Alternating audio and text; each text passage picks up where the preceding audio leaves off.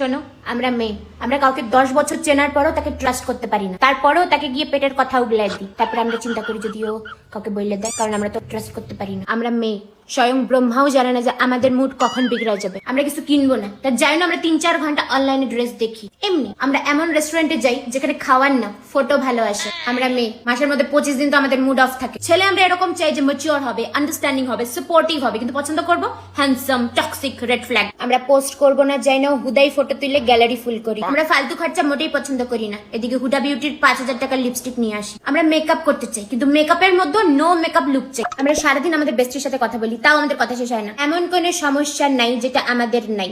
সবার হওয়ার আগে সেই সমস্যাটা আমাদের সাথে হয়ে গেছে অলরেডি। আমাদের পিরিয়ড হইলেও সমস্যা, না হইলেও সমস্যা, দেরি হলে আরো সমস্যা। আমরা বান্ধবীরা যখন একসাথে থাকি, আমরা নর্মালি যা করি না, লোকের নেশা ভাঙ করে বোধ এগুলো করে না। জীবনে যত দুঃখ থাক না কেন আমরা শপিং করি। লোকে বলে মেয়েদের খুশি করা মুশকিল, এদিকে আমরা 20 টাকার ডেয়ারি মিল্ক পাইলেই খুশি হয়ে যায়। শ্যাম্পু আজকে করবো না কালকে, এটা আমাদের একটা বিরাট বড় সমস্যা। কালকে তো করছিলাম, আবার আজকে করবো। যদি না করি তাহলে তো আবার চুলটা প্যাত প্যাত করবে। এত শ্যাম্পু করলে আবার চুলও খারাপ হয়ে যাবে, টাকলা হয়ে যাবো। যদি না করি তাহলে তো আবার স্টাইল মারতে পারবো না।